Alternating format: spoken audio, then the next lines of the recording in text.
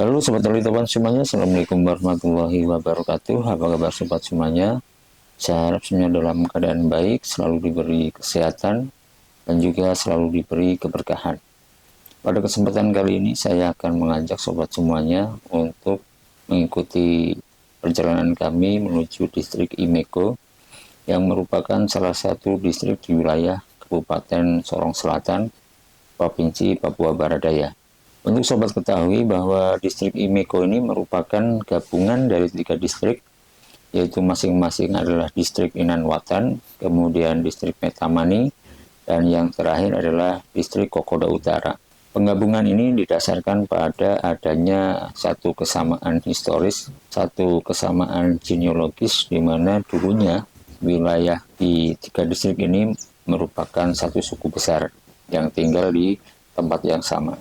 Akan tetapi seiring waktu adanya pemekaran wilayah menjadikan satu wilayah ini yang merupakan dulunya adalah satu suku tersebar menjadi ataupun terpecah menjadi 3, di mana mereka tinggal banyak di sekitaran pesisir dari Kabupaten Sorong Selatan. Secara geografis bahwa distrik Imeko ini berada di wilayah pesisir laut yang mana memang topografinya relatif datar, tidak seperti di wilayah pegunungan. Ekosistem yang dominan di wilayah pesisir biasanya seperti hutan bakau, kemudian muara sungai, anak sungai, bantaran sungai, dan ekosistem-ekosistem lain yang memang mendukung di kawasan pesisir.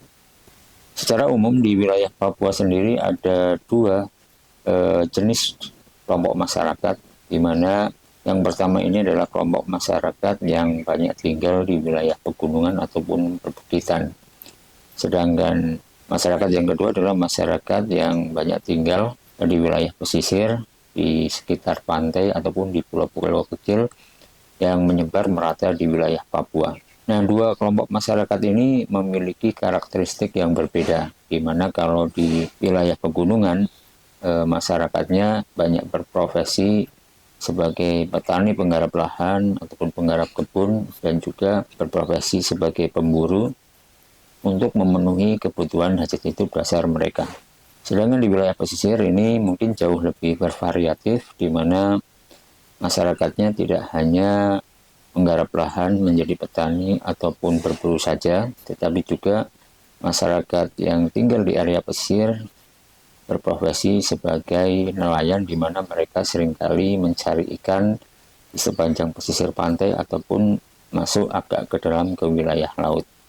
Dari profesi yang relatif lebih beragam ini, masyarakat pesisir ini jauh lebih terbuka dan lebih berkembang dibandingkan masyarakat pegunungan. Akan tetapi tentu saja tidak berarti masyarakat pesisir ini tidak ada masalah. Tentu saja masing-masing kelompok masyarakat, baik kelompok masyarakat pegunungan maupun kelompok masyarakat pesisir ini masing-masing menghadapi masalah yang berbeda-beda.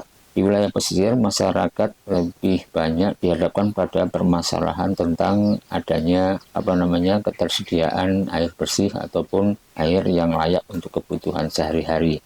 Pada episode kali ini, kita tidak hanya akan mengajak sobat semuanya untuk berjalan-jalan melihat kondisi distrik Imeko, tetapi juga kita akan melakukan observasi singkat bagaimana kondisi air ataupun ketersediaan air yang ada di wilayah Imeko untuk kebutuhan hidup masyarakat setempat. Nah, bagi sobat semuanya yang ingin lebih tahu lagi tentang perjalanan kami, simak terus video dari kami. Jangan lupa untuk selalu mendukung channel kami dengan cara klik like, share, comment, and subscribe.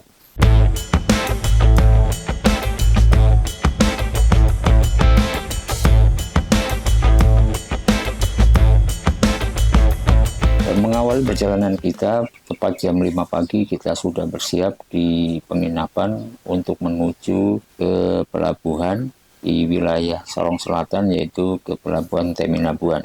Pada hari sebelumnya kita sudah persiapkan peralatan dan juga perbekalan yang nantinya akan kita pakai untuk survei dan juga melakukan observasi di lokasi perencanaan. Tepat jam 6 pagi kita sudah sampai di Pelabuhan Teminabuan, yang mana saat itu kondisinya masih pagi, belum banyak orang yang berlalu lalang dan masih terlihat gelap.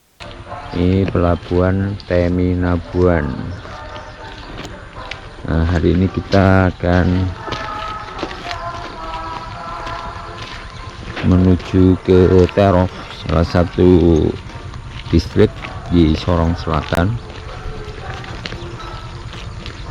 Jadi kalau di sini biasanya pagi kita harus sudah siap karena untuk antisipasi gelombang laut yang tinggi. Jadi kalau pagi-pagi kan relatif gelombangnya teduh dan bisa dilewati.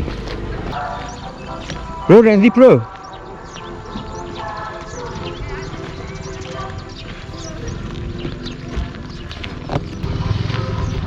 Ini kondisi kapal-kapal di pelabuhan Teminabuan pagi hari jam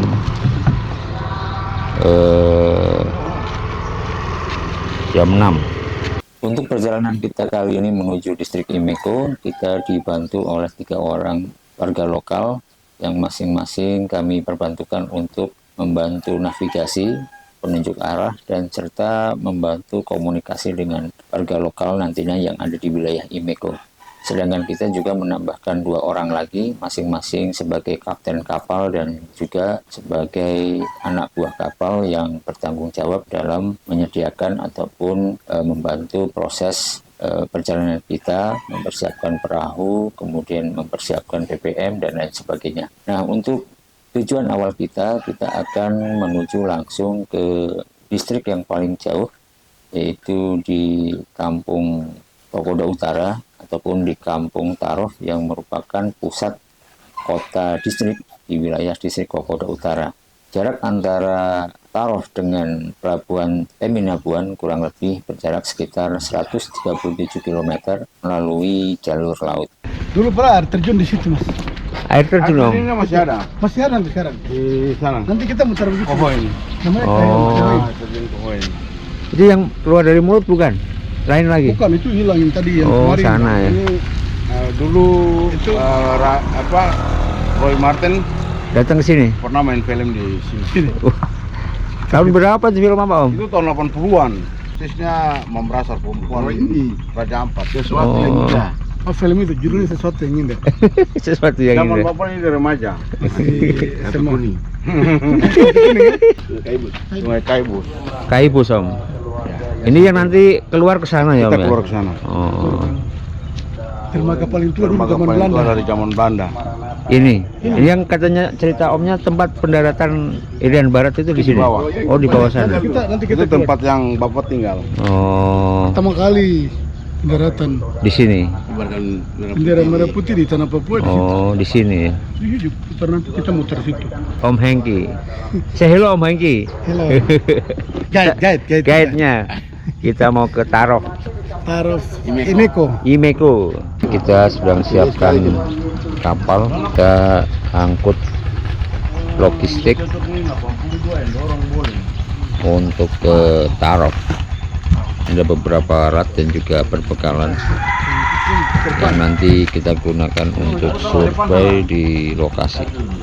Perjalanan menuju distrik Imeko ini harus melintasi beberapa anak sungai, kemudian muara, tepian pantai yang mengharuskan kita untuk selalu berhati-hati karena jalur laut ini memang jalur yang sedikit penuh resiko dibanding dengan jalur darat. Sengaja kita memulai perjalanan pagi hari dengan harapan bahwa jika nanti pada siang hari terjadi cuaca yang tidak menguntungkan, kita bisa berbenah sebentar ataupun kita bisa melakukan upaya-upaya lain yang sekiranya bisa tetap melanjutkan perjalanan meskipun ada perubahan cuaca ekstrim yang nantinya ini sangat mempengaruhi jika kita melakukan perjalanan laut.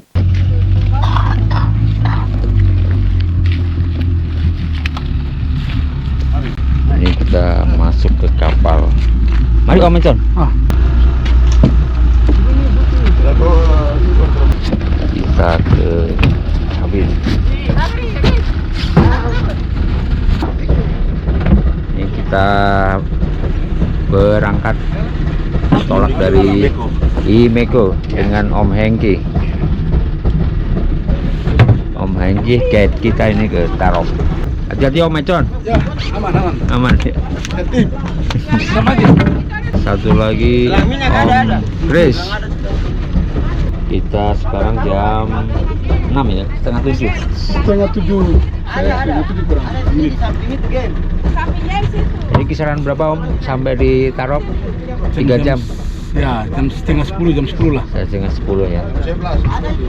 Meskipun bukan kali pertama saya dan tim melakukan penelusuran di wilayah anak sungai ataupun muara sungai di wilayah Papua, tetapi saat itu saya merasa sangat bersemangat sekali manakala kita akan memulai perjalanan bertolak menuju ke Kampung Tarof dari Pelabuhan Teminabuan. Kita masuk ke Sungai Kaibus yang merupakan penghubung antara Pelabuhan Teminabuan menuju muara sungai yang ada di wilayah Kabupaten Sorong Selatan. Tampak di kanan kiri bantaran sungai dari Sungai Kaibus ini banyak sekali pemandangan alam yang cukup alami, cukup asri, di mana sebagian besar di kanan dan kiri dari bantaran sungai ini banyak sekali hutan-hutan bakau yang merupakan kekayaan hayati dari Kabupaten Sorong Selatan. Tapi pada saat yang sama juga saya juga merasa takut dan juga khawatir manakala mendapat cerita dari rekan kami sesama warga lokal yang menceritakan bahwa di Sungai Kaibus ini masih juga ditemukan buaya muara yang ukurannya sangat besar, di mana bisa sampai panjang 6 hingga 8 meter. Nah, tentu saja ini membuat jalanan kami sedikit perlu waspada dan juga perlu kehati-hatian. Kaibus. Makan nasi ini panas-panas. Nanti sudah. Saya sampai sana baru makan. Masih panas banget. Siap, siap. Masih panas biar.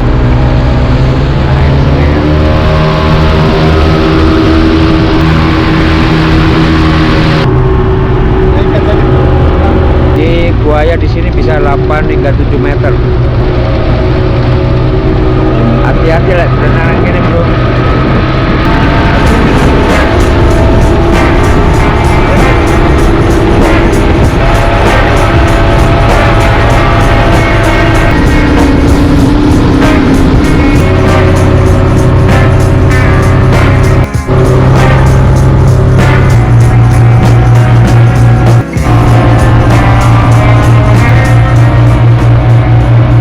Selain pemandangan alam yang cukup alami dan juga asri, di sepanjang Sungai Kaibus ini juga menyimpan salah satu sejarah dari Republik Indonesia, di mana tidak jauh dari Pelabuhan Teminabuan terdapat satu lokasi bersejarah di mana tempat penurunan pasukan Operasi Trikora saat itu, yang merupakan operasi dalam pembebasan Irian Barat dari pemerintahan ataupun penjajah Belanda saat itu. Jadi untuk sobat ketahui bahwa operasi Trikora ini merupakan operasi yang langsung dikeluarkan oleh Presiden Soekarno saat itu, yang mana ingin menjadikan bagian Irian Barat bergabung dengan Republik Indonesia. Melihat saat itu penjajah Belanda ataupun pemerintah Belanda masih enggan untuk menyerahkan Irian Barat, dan juga terkesan mereka akan membuat negara boneka di Irian Barat sehingga dapat mengurangi kekuatan Republik saat itu. Ini lokasi tempat pendaratan pakai udara atau kapal Om? Ya, pakai terbit payung. Dari udara pesawat ya? Jadi ya, pendaratan pertama bawa merah putih di situ. Sekarang kita berada di Sungai Kaibus, arah menuju ke Tarop.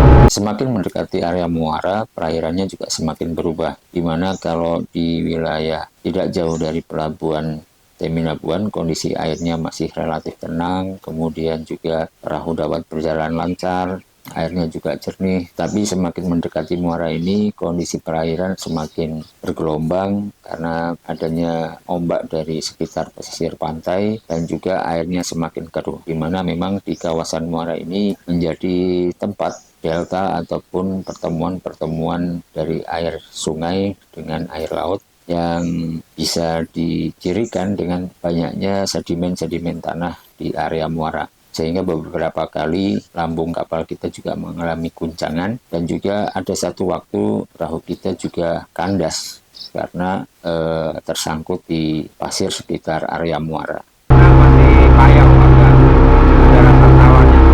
Nanti kalau sudah airnya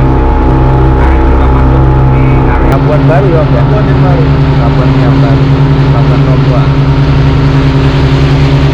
Gelombang airnya sudah mulai berubah. Jadi tadi yang sebelumnya tenang, sekarang sudah mulai bergelombang. Kita sekarang melintas di atas Sungai Kaibus. Kalau lihat jam, Sudah jauh-jauh. masih double bisa. Masih bisa. Malam. Ini matahari sudah semakin naik. Di jam 7 kita sudah berjalan sekitar setengah jam bertolak dari Pelabuhan Tanjung. Ini semakin ke muara semakin melebar.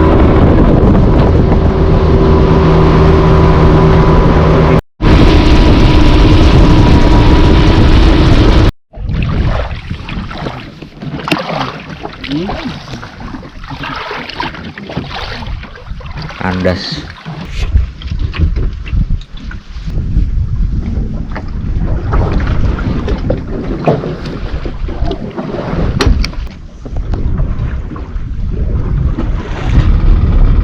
Setelah kita berlayar tidak jauh dari muara Sungai Kaibus, tiba-tiba mesin motor dari dua mesin motor yang ada di perahu kami mengalami kerusakan, sehingga laju perahu pun ikut melambat. Dan hal ini tentu saja akan membawa dampak pada waktu tempuh dan juga rencana perjalanan yang akan kita lakukan di wilayah Imeko. Di saat yang sama juga kondisi cuaca di lokasi tempat terjadinya kerusakan mesin kapal ini juga semakin memburuk, di mana banyak sekali awan mendung dan juga tanda-tanda seperti akan hujan cukup deras di area pesisir ini tampak terlihat jelas di sekitaran pesisir. Kapten kapal dan juga kru kapal juga berusaha untuk memperbaiki mesin yang mengalami kerusakan, tetapi belum juga berhasil. Sehingga pada akhirnya kita memutuskan untuk mengalihkan rute perjalanan kita yang sebelumnya untuk mencapai distrik Imeko, kita alihkan menuju distrik Inanwatan yang lokasinya kebetulan tidak jauh dari lokasi di mana tempat kita mengalami kerusakan mesin motor kapal.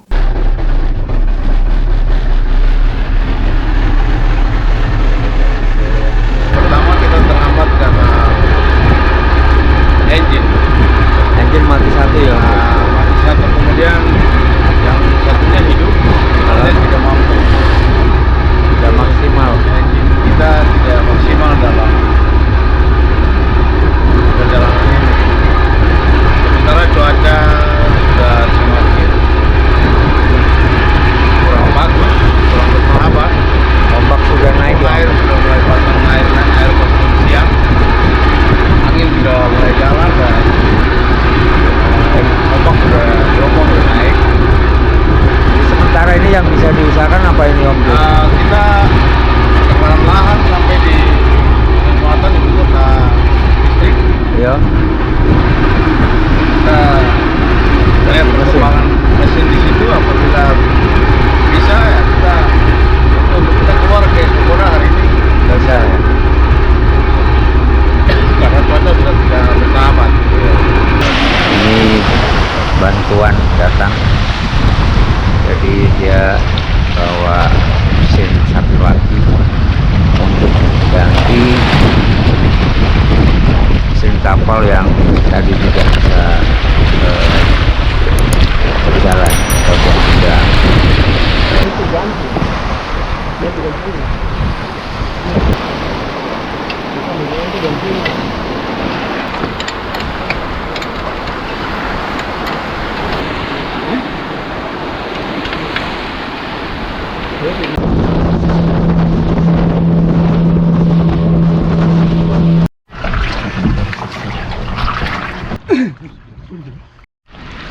Ini kita barusan nyampe di salah satu titik, yaitu di desa atau di kampung Inanwatan, distrik Inanwatan. Ini pelabuhan dari Inanwatan. Kita tuh dari sana, dari sebelah barat, ikuti sungai, kemudian menyisir sungai sampai di pelabuhan Inan Watan. Setibanya di distrik Inan Watan, kita segera melakukan observasi singkat untuk melihat bagaimana kondisi dan juga ketersediaan air bersih yang dimanfaatkan masyarakat untuk kebutuhan air sehari-hari. Ini kondisi sumur yang Sumur dia pernah di kampung apa tadi? kampung mati ya. Kampung mati. Pak Petari. Ini Kedalaman berapa kira-kira Om ya? kering juga nih bro. Ini pas-pas sih kering ya. Musim panas jadi kering ini. 6 meter kapan? Existing sampai 100 meter ke sana dari sumur mati.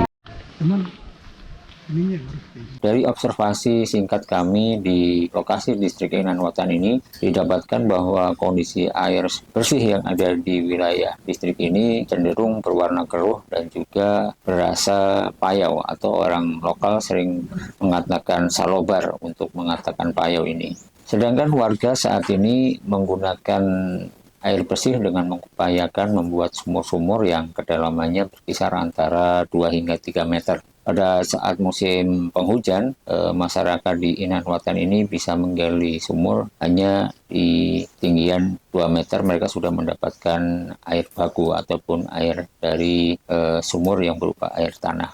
Sedangkan pada musim penghujan, kondisi sumur warga di sekitar distrik Inan Watan ini mengalami penyusutan. Ini kondisi sumur yang pertama ya. Ini kedalaman berapa kalau begini Om? 89 meter. Istilahnya airnya? Air sampai di mana? Detik. Oh biasanya sampai di atas sini. Kalau waktu musim hujan. Musim hujan sampai di sini. Penuh ya soal musim hujan ya. Iya. Tapi untuk yang musim kemarau paling panjang berapa bulan Om? Oh di sini kadang ada sampai 3 bulan 2 bulan. Antara itu ya 2 Iya. sampai 3 ya. Iya. Iya. Pokoknya di antara bulan-bulan Agustus itu sampai kadang September Oktober itu musim kemarau. Nah ini yang kita sementara lagi wanti-wanti jangan sampai 3 bulan juga karena Iya. ini sudah 1 bulan. Sudah 1 bulan ya. Tetapi ada satu hal yang menarik, di mana yang di distrik Inan Watan ini banyak menyebar sumur-sumur yang dibuat pada masa pemerintahan Belanda. Jadi ada beberapa sumur yang menyebar merata di seluruh area distrik Inan Watan. Ini menjadi sumber untuk masyarakat sekitar dalam mencari air ataupun untuk kebutuhan minum mereka sehari-hari. Dan kondisi sumur yang dibuat oleh pemerintahan Belanda ini cukup strategis, di mana selain debit airnya yang tidak terlalu besar fluktuatifnya di saat musim hujan maupun di saat musim kemarau, juga airnya berasa tawar. Jadi ini salah satu kelebihan sumur yang dibuat oleh pemerintah Belanda saat itu. Dan ini sumur-sumur Belanda ini digunakan masyarakat Inan Watan hingga sampai saat ini. Dan di sumur ini pula masyarakat sekitar untuk mengandalkan debit air bersih di saat musim kemarau. 106 tahun Pak ya berarti umurnya Pak. Iya. Ya. 106 tahun. Dan ini fluktuatifnya tidak terlalu besar ya. Dia naik. Dia kalau dia air Kalau hujan dia penuh. Malah Penuh penuh. saya tinggal ditimbas saja. Ambil saja. Kalau kemarau ya kayak gini Ya, kalau begini jadinya. saja. Dia begini saja. jadi memang tapi tidak kering ya. Dia tidak kering. Tidak kering. Sama saja dengan sumur yang sana. Rupanya ada kemiringan tanah. Akhirnya air dari sana dia terbuang ke sini. Jadi sumur 2 ini yang selalu orang tua-tua kita bisa ke sumur. Penuh gitu ya. Dan sumur ini memang dibilang sumur tua yang dulu dipakai dari sisi agama juga. Pendeta orang pertama kali baptis orang tua-tua orang. Di sini. Itu ini masuk sumur Serkos juga Pak? Iya, ini masih Serkos. Serkos ya. Jadi ini adalah kampung Sibai di distrik Inan Watan. Nah, ini air dari laut atau air dari sungai. Karena belum adanya pintu air, jadi air sampai masuk ke permukiman. Esok paginya setelah kita bermalam dan juga cukup mengumpulkan data terkait air bersih di lokasi distrik Inanwatan, kita bertolak langsung menuju ke distrik berikutnya, yaitu di Kampung Tarof di distrik Kokoda Utara. Kita sengaja mengawali perjalanan kita menuju distrik Kokoda Utara ini pada pagi hari dengan harapan kita bisa sampai di Kampung Tarof sebelum jam 12 siang. Dan kita berharap selama perjalanan kita juga diberi kelancaran dan juga cuaca yang mendukung untuk perjalanan kita. Kita sekarang bertolak dari Pelabuhan Inan Wetan. Kita akan menuju ke Kampung Tarof, distrik Kokoda. Distrik Tarof, Kokoda. Ini jam 6:04 kita bertolak dari Inanwatan menuju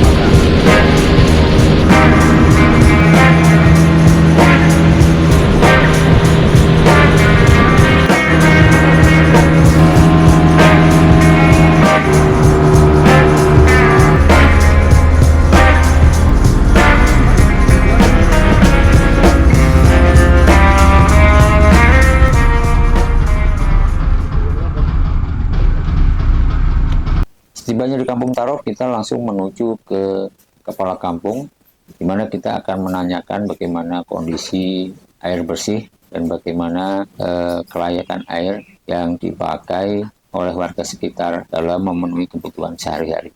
Pelabuhan Tarof sudah sampai sekitar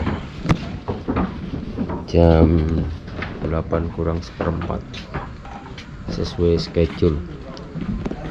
Kita akan lihat bagaimana sumber air yang ada di Desa Tarof. Nanti kita coba ambil sampelnya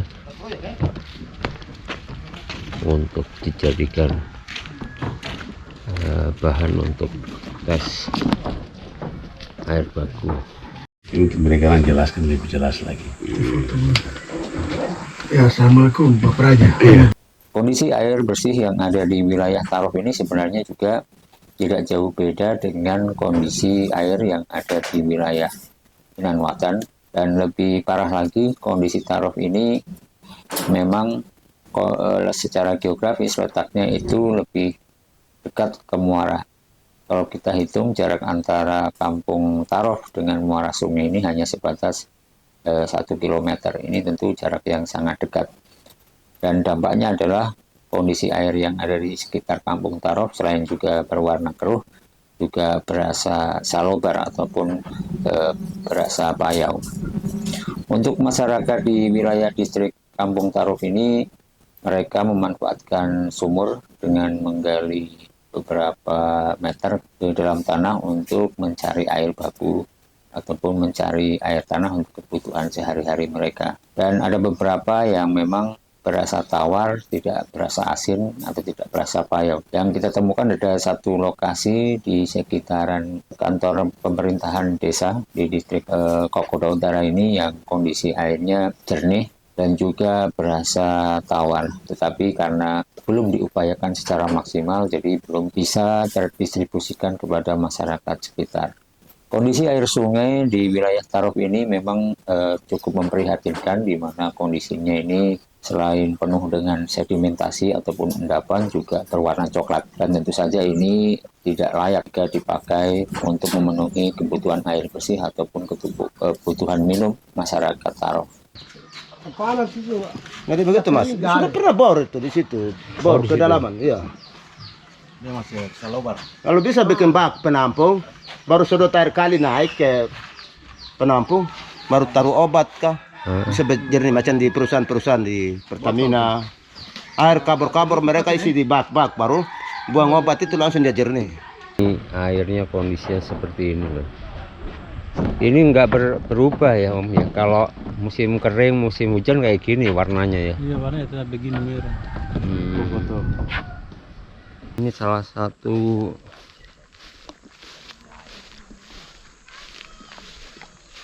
pengolahan air minum di distrik Kokoda di Kampung Tarof.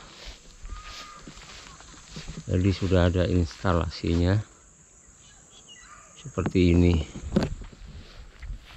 Cuma itu. Ini posisi sumber air yang kedua. Iya, iya. Tidak jauh dari sumber air yang ke satu.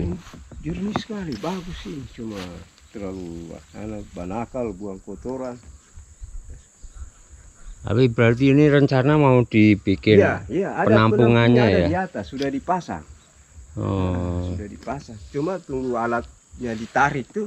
Itu pompanya gitu ya? Pompanya tidak dipasang, ya sudah. Hmm. Kalau waktu itu mereka pasang, berarti kita masih bisa minum, masih bisa menikmati air ini. Kita bertolak dari Kampung Tarof sekitar jam 12 siang dan kita berharap perjalanan kita menuju Kampung Metemani ini berjalan lancar. Selain karena cuacanya juga pada saat itu cerah, tidak ada mendung, dan kondisi mesin motor yang sebelumnya di hari pertama rusak sudah dapat diperbaiki lagi, sehingga perjalanan kita menjadi lancar dan juga tidak ada hambatan.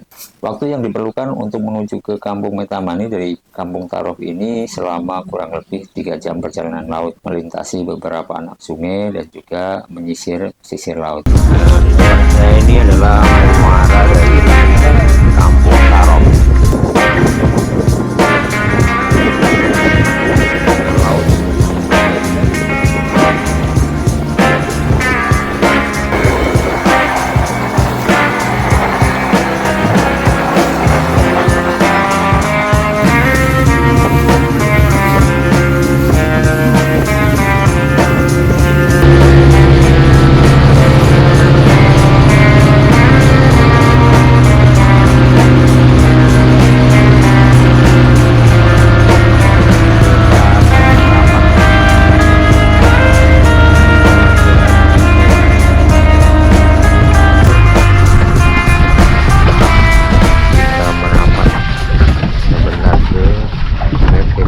Tiba di Kampung Metemani ini jam 3 sore hari. Pada saat itu cuacanya masih mendukung, tidak baik mendung ataupun cuaca buruk selama perjalanan, dan kita langsung menuju ke lokasi untuk menanyakan dan juga menggali data terkait dengan air tanah pada masyarakat sekitar ataupun mengambil sampel langsung dari lokasi sumur warga sekitar Kampung Metemani ini. Ini adalah salah satu sumber air yang berada di kampung distrik atau Kampung Metemani yang lokasinya tidak jauh dari kantor distrik.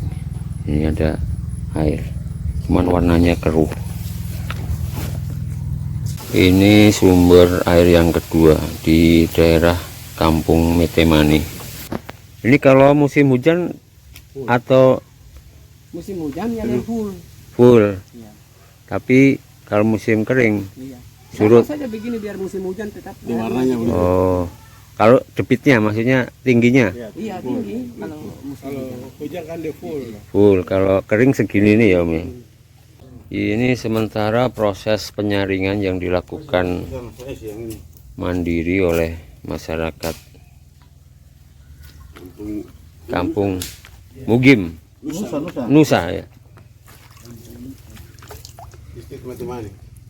Nyaringnya nggak ada obatnya maksudnya, nggak pakai obat. Tidak ada ya, pakai spon aja berarti. spon pasir itu saja obatnya. Masyarakat Kampung Metemani untuk mendapatkan air baku ataupun air tanahnya mereka dengan cara menggali sumur dari kedalaman 2 hingga 3 meter mereka sudah mendapatkan air. Hanya saja memang kondisinya keruh dan juga berasa payau. Tetapi ada satu hal yang menarik, di wilayah Kampung Metemani ini terdapat sumber air yang lokasinya tidak jauh dari permukiman. Jadi lokasinya lebih tepat di hutan kayu, yang ini menjadi aneh karena sumber airnya ini tidak jauh ataupun dekat sekali dengan bantaran sungai. Berarti sudah pernah dicoba ngebor Pak ya? Sudah. Cuman karena belum ada energinya, PLTS-nya belum ada ya. Tapi kalau hasilnya memang jernih, kedalaman sampai kedalaman berapa itu Pak informasinya dulu? Terakhir itu. Itu kemarin kedalaman mungkin 7 meter saja ke bawah. 7 meter sudah jernih ya Om. Dan ini seringkali mata air di hutan kayu ini seringkali dimanfaatkan oleh masyarakat sekitar untuk memenuhi kebutuhan air bersih selama musim kemarau, karena debit airnya yang relatif stabil, tidak terpengaruh oleh musim, baik musim kemarau maupun musim penghujan. Ini kalau kita di jalan kan minum ini yang diambil dari hutan.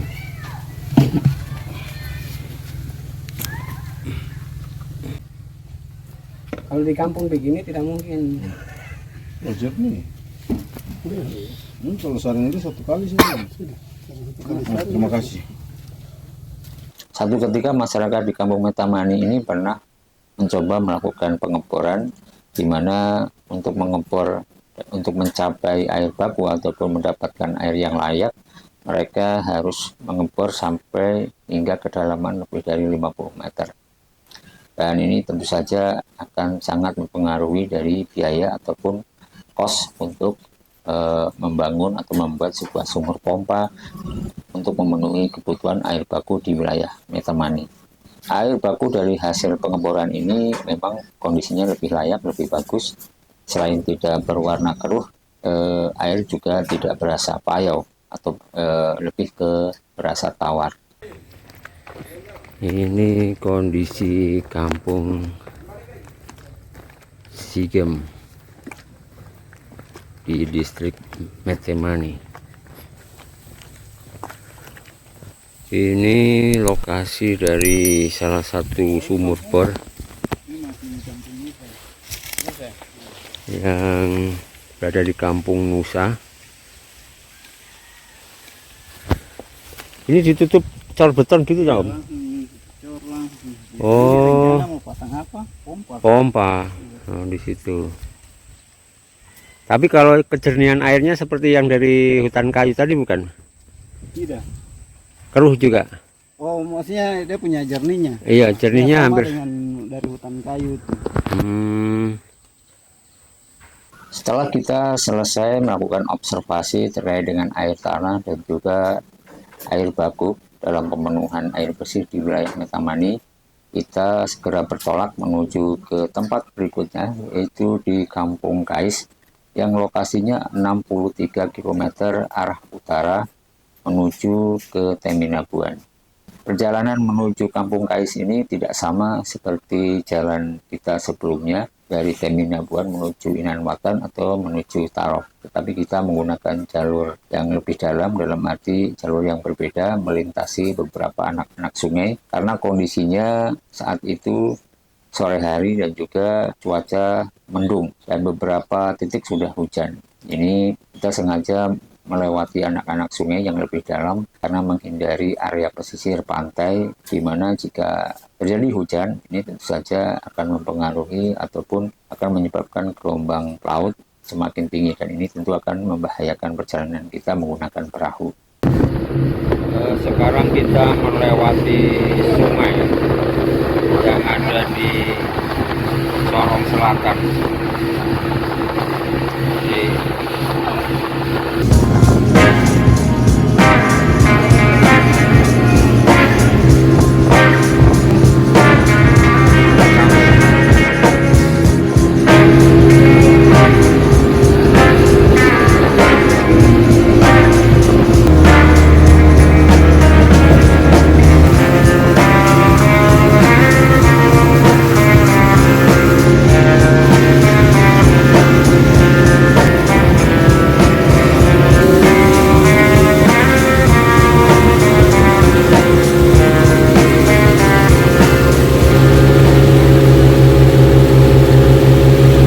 Menjelang sore hari kita sudah mendekati Kampung Kais, di mana lokasinya 57 km dari muara sungai. Tentu dengan jarak sejauh ini akan mengakibatkan atau berdampak pada kondisi air bersih yang ada di wilayah Kampung Kais, di mana setelah kita melakukan observasi ataupun pendalaman tentang kondisi air baku ataupun air bersih yang ada di Kampung Kais ini relatif lebih baik dibandingkan 3 tempat sebelumnya. Ini adalah kondisi di Kampung Kais.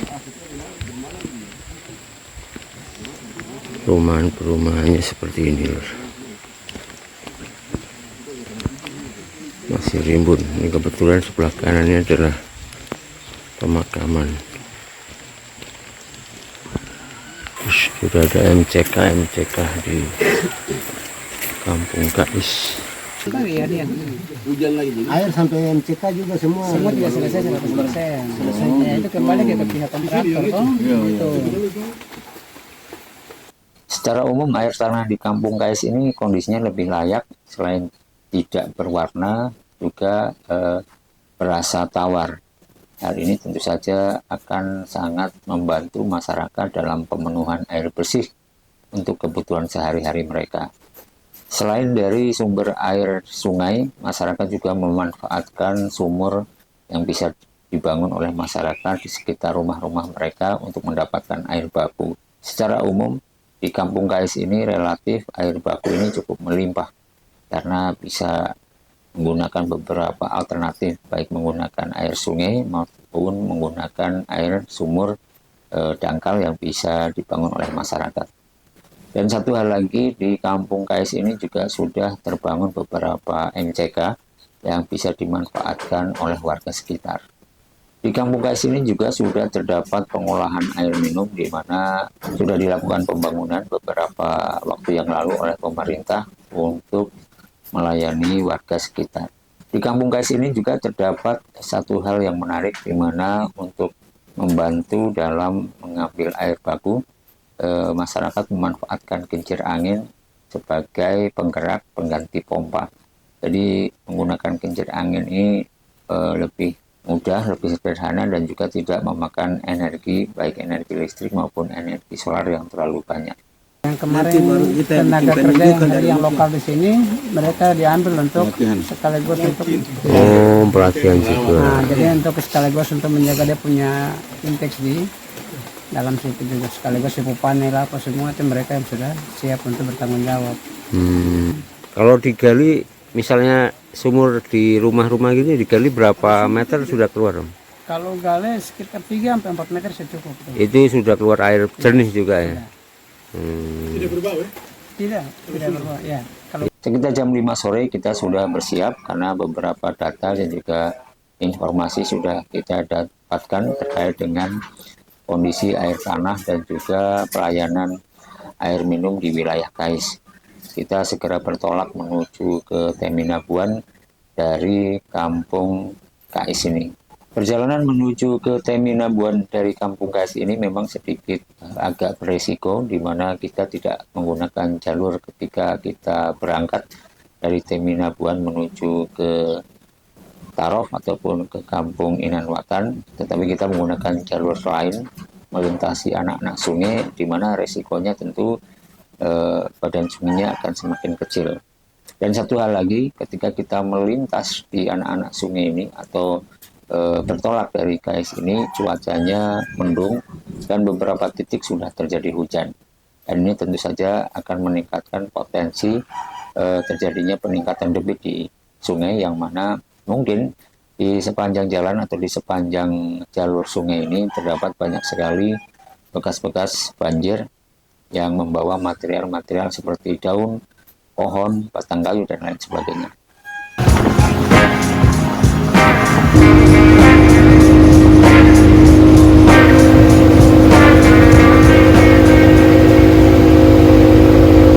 Kita tiba di Pelabuhan Teminabuan sekitar jam 10 malam.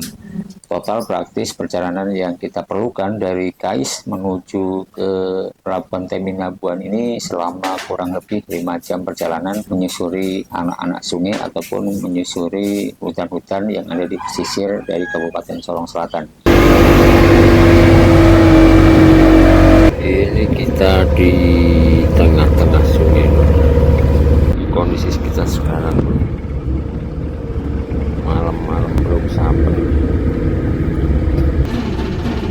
Kita merapat ke Pelabuhan Temi di jam 9 lebih, mau jam 10 ya. Perjalanan ini memang memberi kesan yang berarti dan berharga bagi saya dan tim, di mana kita bisa melihat kekayaan hayati yang cukup banyak dan cukup beragam di wilayah pesisir dari Kabupaten Sorong Selatan yang tentu saja perlu kita jaga dan juga perlu kita lestarikan agar supaya dapat dinikmati oleh anak cucu kita nanti. Kita bertemu lagi di episode selanjutnya dengan informasi dan video yang lebih menarik. Jangan lupa untuk selalu mendukung channel kami dengan cara klik like, share, comment, and subscribe.